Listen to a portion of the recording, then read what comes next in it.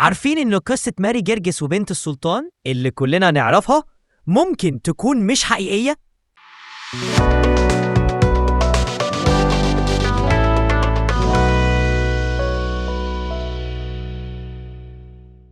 دي صورة ماري جرجس واللي الدنيا كلها تعرفها، واللي رسم الصورة دي واحد من أعظم الرسامين الإيطاليين رافاييلو سانزيو، وده عشان كان بيعشق ماري جرجس.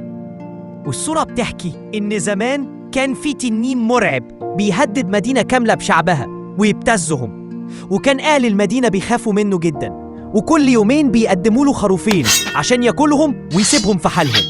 ومع الوقت بدأت الخرفان تخلص، وساعتها كان الأهالي مش عارفين يتصرفوا إزاي، وما كانش قدامهم أي حلول تاني، فقرروا إنهم يقدموا إنسان للوحش ده ويختاروه عن طريق القرعة. وما عداش وقت كتير لغاية ما وقعت القرعة على بنت السلطان عشان يقدموها للوحش، وساعتها السلطان حزن حزن عظيم، وفعلا خدوا الأميرة وودوها المكان اللي موجود فيه الوحش، وطلع الوحش زي ما اتعود عشان ياخد الأميرة وياكلها. لكن فجأة ظهر ماري جرجس وبدأ يحارب التنين وانتصر عليه، وساعتها المدينة عملت احتفال كبير وكانوا في منتهى السعادة.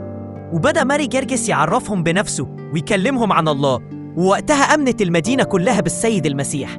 لكن والحقيقة القصة دي ما حصلتش، والأيقونة دي ما تتفهمش كده خالص.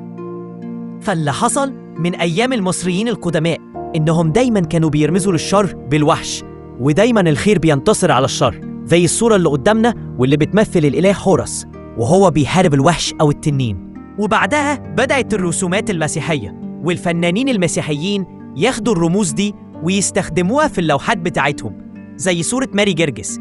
فالوحش في الصورة هو الشيطان، واللي دايماً بيتقال عليه التنين زي ما ذكر في سفر الرؤيا. والبنت اللي واقفة ورا دي هي الكنيسة، واللي الشيطان دايماً بيحاربها بكل قوته.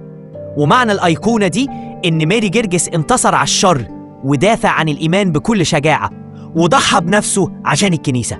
ورافاييلو لما رسم الصورة دي رسمها بالطريقة المسيحية، وبدأ ياخد الرموز ويبدع فيها، ومن هنا ظهرت لنا صورة ماري جرجس اللي العالم كله يعرفها. وانت كمان صلي معايا وقول: يا رب ادينا شجاعة القديس ماري جرجس عشان ننتصر على الشر ونثبت في إيماننا مهما كانت التجارب. آمين.